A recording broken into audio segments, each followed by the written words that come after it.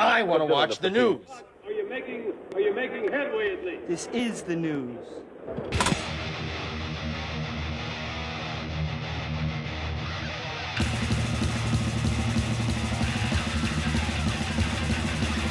Smack-em-a-gum, it's time for the only news that matters. And I just came home from seeing Becoming Led Zeppelin. So yeah, this news report will be actually a movie review as well. And I've been very excited to see it. I'm glad it wasn't one of those one-time showing deals because I had a lot of things to do and it was playing all week. So I said, I'm going to go, on this day, which has been a couple days before Friday. Today is actually Tuesday, right? Yeah, it's Tuesday today. And so I go and boy, was I not disappointed. Wow, they crammed so much stuff. Now, this sounds like a complaint, but it's not. Okay? This movie ends at Led Zeppelin 2. You get no stories. There's Led Zeppelin 3, 4, House of the Holy, Physical Graffiti, Presence, Enter the Outdoor, Coda. You get none of that. All you get is the first 2 albums. But man, so much was packed into it. Like, it felt like, I think it's over 2 hours, this movie. But there's so much killer information to edit that down so you could fit the whole story in. Would have sucked. You would have gotten rid of so much stuff. And, I'm not going to give away every little thing, but, just the gist of it. The shit that I saw.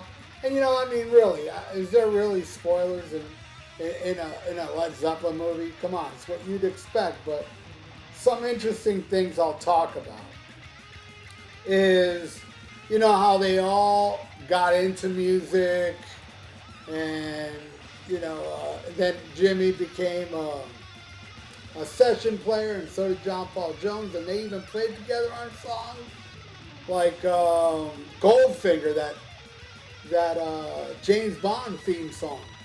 That's John Paul Jones on bass and Jimmy Page on guitar. And and a lot of people know that, Page played on the Who records and You Really Got Me, I believe it was You Really Got Me, the Kinks. No, it wasn't You Really Got Me. It was another different Kinks song. But he's done session work with a lot of people, David Bowie. Anyway, so, and John Paul Jones did as well. Then over in Birmingham, you had Robert Plant, and what was very interesting about this movie was John Bonham. The first time you hear John Bonham in the movie, they even, they put some text to let everybody know. John Bonham rarely did interviews. But they got a real good one that nobody's heard. And you see the 3 surviving members of Led Zeppelin listen to John Bonham talk. And they're all like, smiling and stuff. It was pretty tear-jerking to see how they, responded to Bonzo's voice. Being that, can you imagine, somebody you lost 45 years ago and hearing their voice again, that you never heard them talk before? I thought that was very interesting. And then, you go through the history where, John Paul Jones saw Robert Plant. John Bonham saw Robert Plant live, and then he told Robert, you'd be much better with a different drummer. And they got him as the drummer. And that, the Band of Joy. And, they toured around. And then Jimmy Page was in the Yardbirds, and then that defunct, and he's trying to start a new band with this guy, Terry Reid, who wrote Speak Now Forever Hold Your Peace off it's a cover, Cheap Trick covers it on the first album. Anyway, he wanted Terry Reid, but turned out that Terry Reid already had some contract. He was signed to somebody. So Peter Grant, was managing the Yardbirds, but he took such a liking to Jimmy Page that he decided to bank on him and help them, find a band and everything. And he found Robert Plant. Robert Plant brought in John Bonham. And then John Paul Jones, his wife is like, hey, Jimmy Page is looking for a bass player. And John Paul Jones was like, I don't know, man. I like doing my session. And his wife said, you better call him, And he did. And he said, hey, I heard you're starting a band. You want a bass player? You need a bass player? Yeah, come on down. So that was the nucleus of getting Led Zeppelin together. And then they, started playing some gigs. And then they went and recorded the first album. But like most bands, or maybe every band back then, they get signed to a label. And the label gives them the money to record the album. Well, that's not the case here. Peter Grant put in money, other people put in money, and they recorded the first album, then they shopped it. And Atlantic Records picked them up right away, and they went on tour with Vanilla Fudge. And, they were very excited to come to the States because all of them were influenced by music from the United States, music from Memphis, the blues and stuff. So it was wild for them to come to the United States. And I'll tell you, man, Jimmy Page, the footage of Jimmy Page in this movie doing those solos, that's the best Jimmy Page has ever been. My God, is it amazing. Like the first time they show him doing How Many More Times. The solo and How Many More Times in this movie is badass. And they typically play a whole song or pretty much most of the song. You get like full versions of,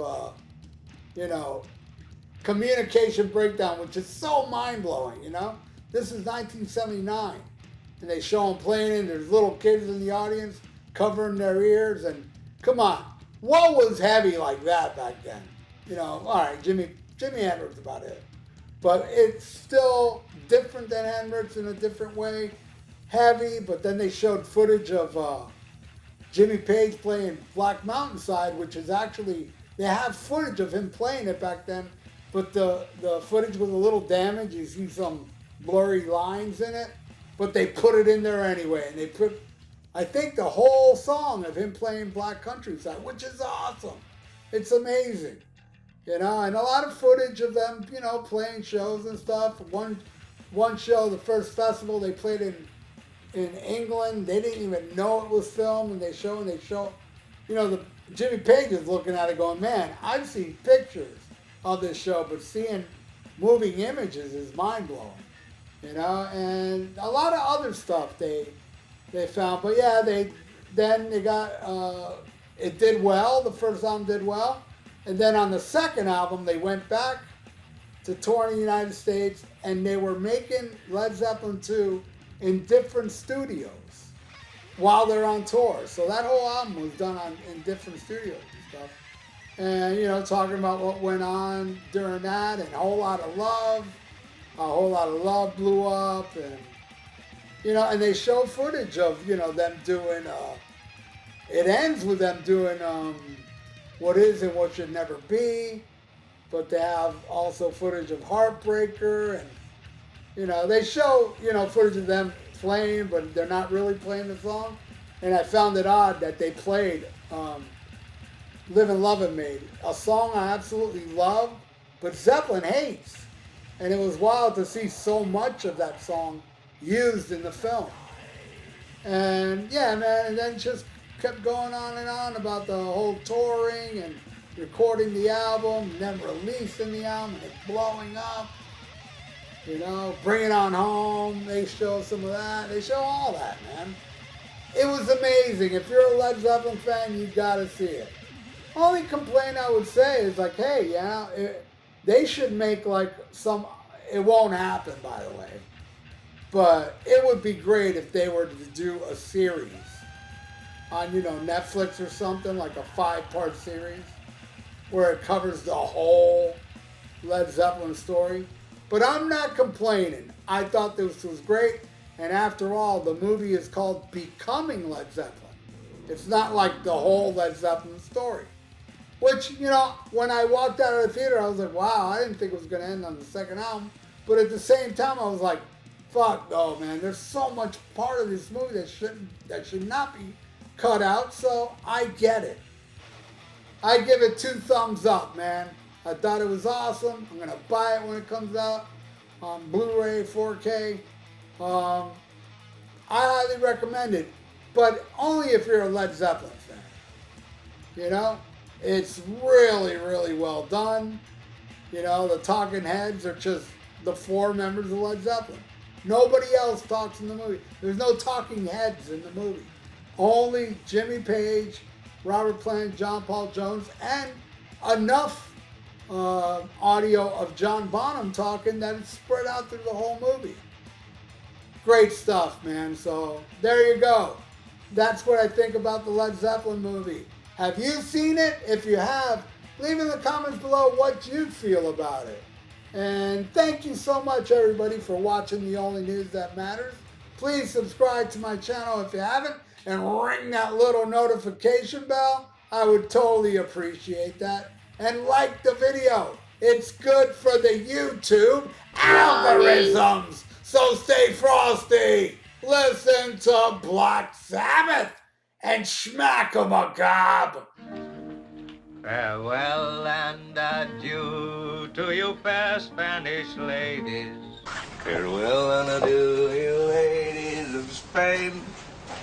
For we've received orders for to sail back to Boston. And so never more shall we see you again.